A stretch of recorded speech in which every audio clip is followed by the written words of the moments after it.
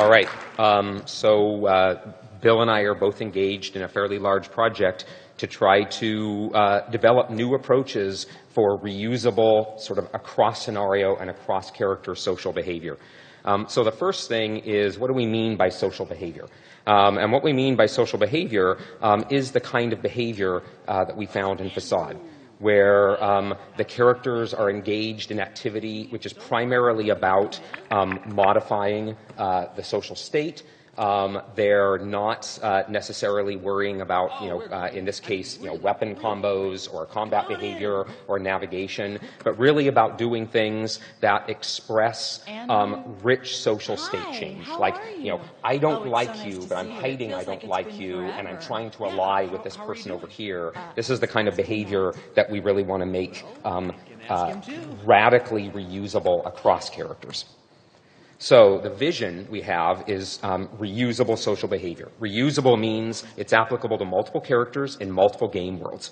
That it's easily overridable for custom content. So the idea would be that you've got these, a big library of social behaviors. You can sort of drop them quickly on characters and sort of get like to this 80% point in, say, a particular social situation you're creating. And then that 20%, there's a nice kind of layered system for going in and doing overrides and inserts.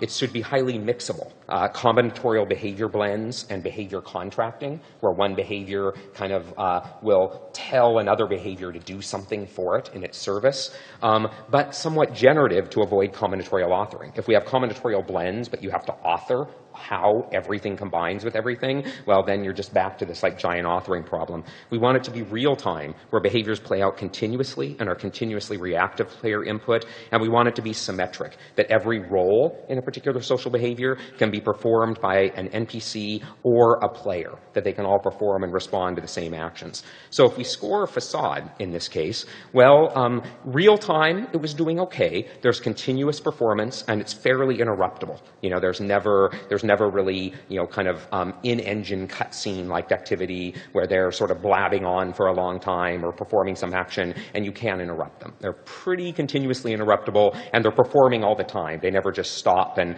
go into, kind of a Perlin noise loop to establish their liveness while they wait for the next thing. They're moderately mixable. So, for example, the characters can make drinks while arguing about any topic. There's an 8-ball gag that can sort of mix in anywhere on top of things. There's a lot of complicated staging that's going on that can mix in on top of any argument behavior. So fair amount of mixing. I'd like them to be even more mixable. Complete fail on reusable and symmetric.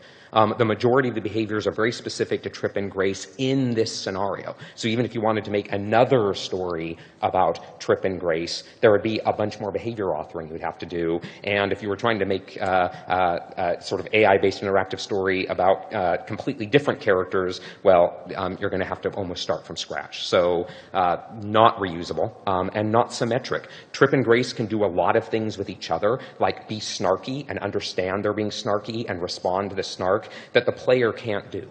Right? The player can't sort of say something in a snarky way and know that they'll get the snark, right? And there's a lot of cases like that where the characters are engaging in sort of richer social interaction with each other than the player can with them. So in Prom Week, which we talked about a couple of years ago here, our goal was to say, well, can we push reusability at the dialogue level? We wanted to have a larger cast of characters where we could sort of generally write social exchanges between characters and have those social exchanges automatically retarget onto specific behaviors, onto specific characters in specific social contexts. So social behaviors in Prom Week were more reusable. We could dynamically retarget dialogue within a scenario, but had very little physical behavior. Effectively, kind of dialogue exchanges were sort of illustrated by tagged animations that went with them. So I guess you could call that sort of physical behavior reuse, but it's sort of like, zeroth order physical behavior. It doesn't provide overrides and inserts for cross-scenario authoring, but was definitely far more reusable than Façade's social behavior, and it was symmetric. Anything the characters could do, the player can do. In this case, since it's sort of a godlike game, the player is sort of, in a sense, determining which of the affordances characters are computed they want to do next, they take.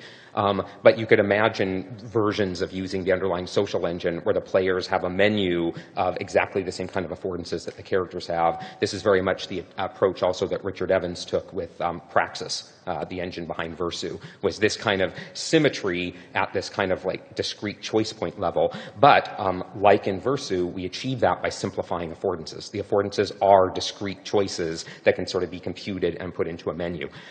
It's not real time at all.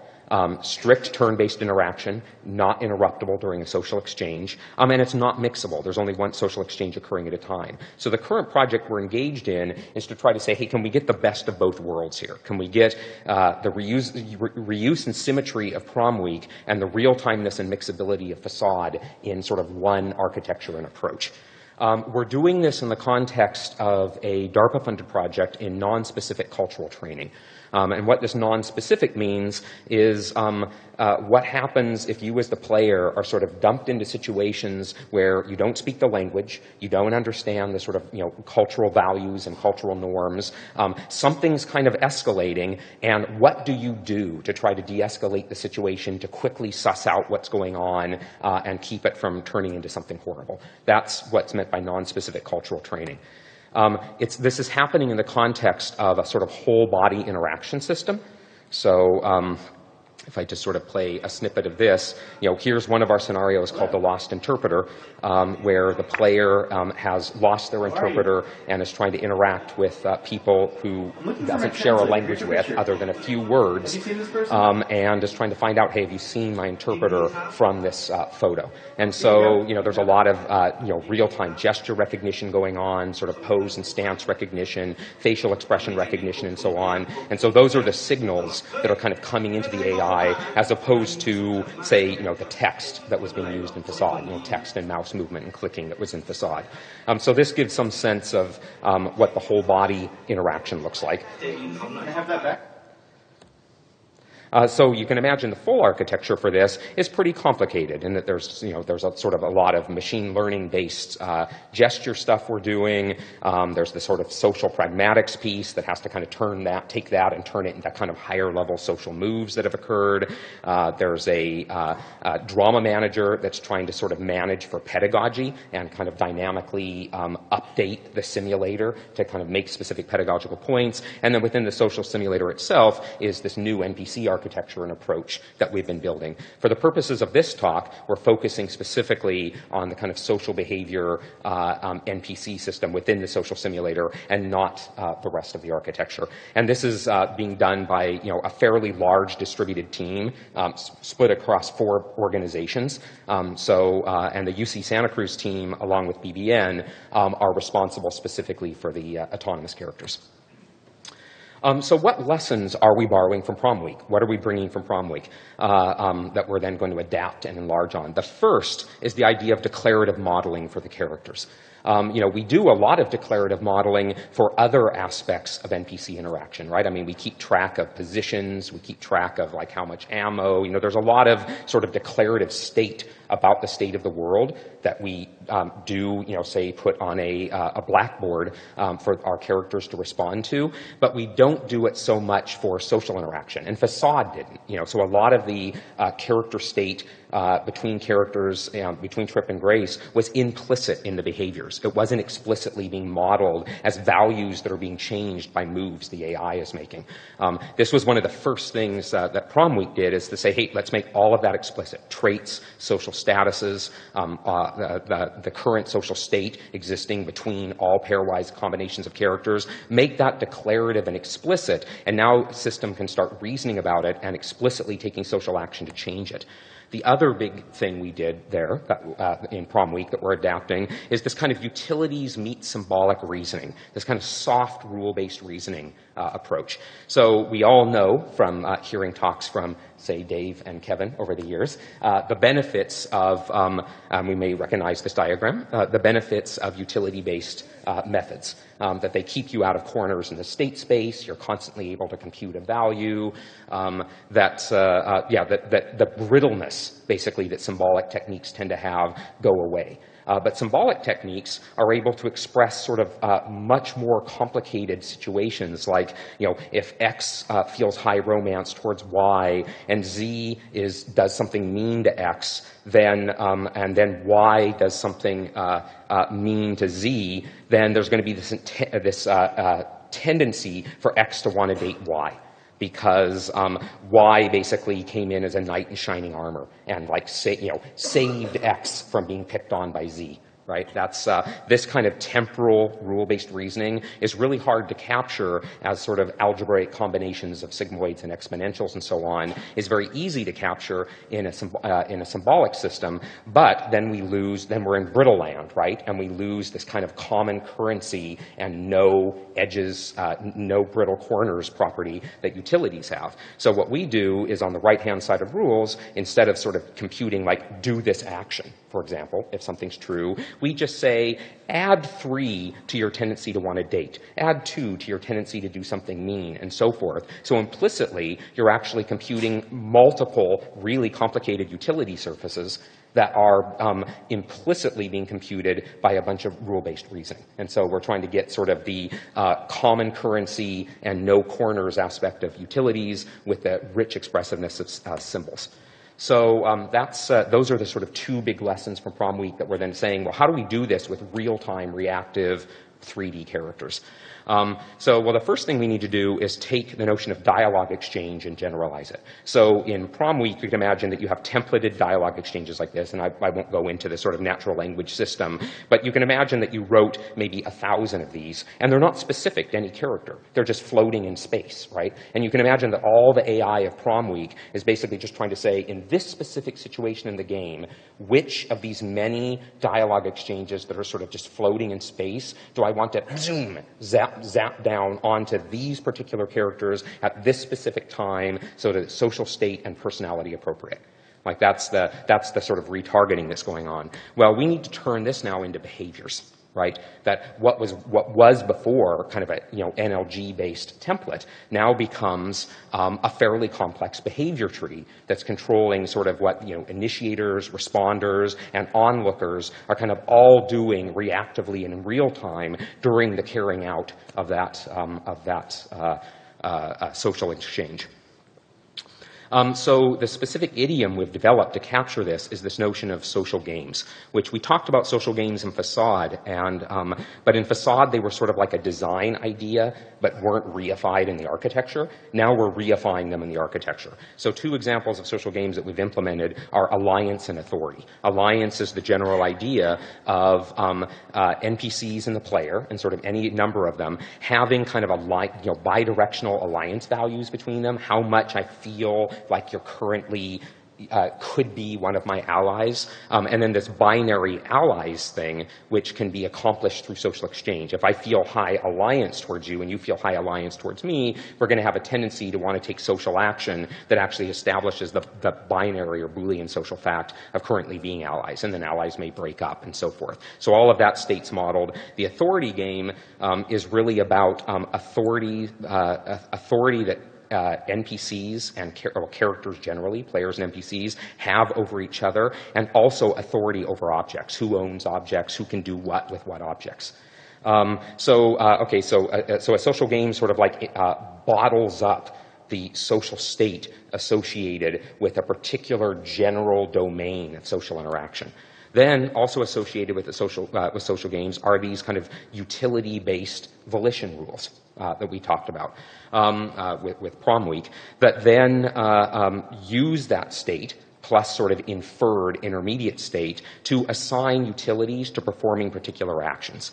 So here the bottom rule in Alliance says that if you have a certain volition to do an allies make move between X and Y, and gifting is appropriate between X and Y, and that would be computed by some other rules, and there's an object in the world that's tagged as a gift, then you have a certain utility that you're going to sort of transitively move over from your volition to allies make to object transfer to perform the specific move object transfer. And object transfer is now going to be sort of one of these behavior tree things that handles all of this sort of detailed moment-to-moment interruptible activity around transferring objects. Similarly, in the authority game, manipulate object is something that gets computed at the bottom rule, and you can see sort of intermediate rules that compute utilities on doing what we call authority up moves. Okay, so once you've sort of snapped one of these social games into your scenario, you now have a bunch of utilities being computed for performing actions. You have the social state necessary to reason over those, and you get a bunch of social interaction units that come in, which are like the atomic actions now. So here's the social interaction unit for object transfer, which is actually a sequential one, sequential and hierarchical. It says perform these 3 lower-level social interactions in sequence, an optional request of object, an author object, and an accept object. Within each of those, you have parallel behaviors for the initiator, for the responder, and the audience. You have to have accept and reject behaviors, because just because someone decides they want to initiate a social interaction doesn't mean that the responder wants to do it, right? So that's computed by volition rules, but then how do you actually perform accept and reject? You have to have the ability for the player to perform any role and the NPC to perform any role. And so that means that you have a lot of behaviors that are also kind of listening in a context-specific way to these signals coming from the whole body interface and interpreting them according to the context.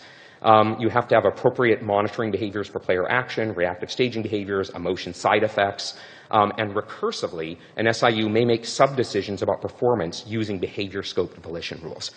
And this is one of the key kind of architectural modifications we've made, is to take this volition approach, which was, in Prom week only used at the top level to make a high-level decision about what social action to do next. And we want to say, hey, that would be really cool and powerful to have that kind of decision-making capability all the way down. Right, all the way down to like low-level animation control performance behaviors if needed.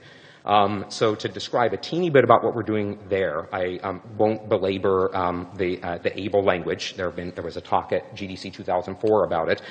It is a reactive planner that has a library of behaviors, a working memory that's like a Blackboard system, a sort of sensor and action abstraction for interacting with the world, and then this active behavior tree that the main thing that's different between this and many behavior tree architectures is it's not a static behavior tree. You don't sort of author a behavior tree, you just author bags of behaviors. And the behavior tree is dynamically computed as the character is executing and is changing moment to moment.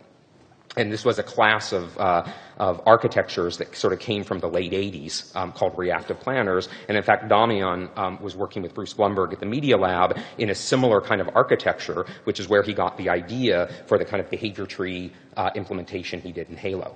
And so this is that there is like a historical connection between reactive planners and behavior trees, but the big difference is there is no static behavior tree. It's a dynamically computed data structure, basically, that changes moment to moment. All right, so in the ABLE execution, there's sort of 3 places where ABLE has choices it has to make. The conflict set, which is the leaves of the tree. These are all the things I could do next. And this is where you get parallel intermixing going on. And ABLE comes with its own sort of default algorithm that's based on priorities and anti-thrashing heuristic and the notion of step conflicts to resolve that.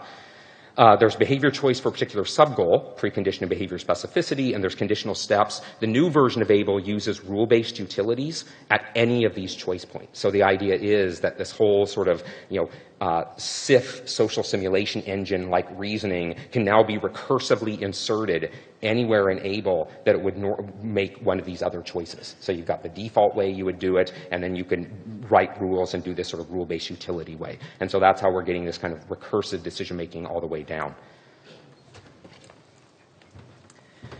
Working with Michael has been a privilege and a trip.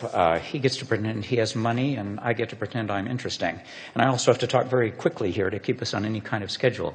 So this slide is just summarizing how we deal with the question of character individuation in this kind of framework. Characters are differentiated from each other by the list of things on the left.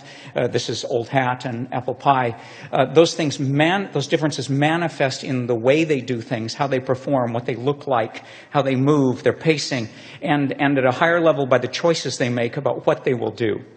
We produce those differences then with the declarative representation of the character that we've been talking about so far, and rule sets that map those differences in representation into different behavior choices. And then we have the ability to override things specifically, so that if somebody, instead of getting louder and faster when they get angry, gets slower and more threatening, we can mix that in if that's the right thing for a particular character.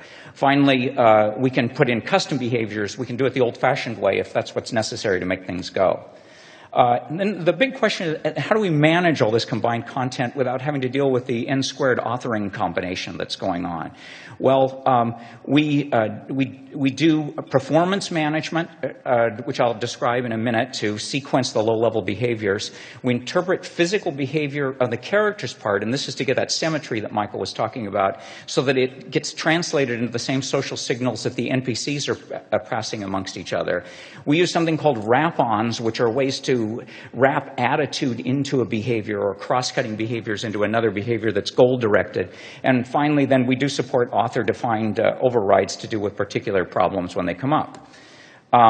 Performance management is a simple process. Well, it's a rather straightforward process of prioritizing different activities amongst the many competing things that an NPC might do, and even that the various body parts of an NPC might do at any particular time, and then going with the highest priority for a particular set of body parts, so that you can talk while you're eating and your hands can remain eating, because they're not going to do the gesticulating that they do ordinarily while you were talking.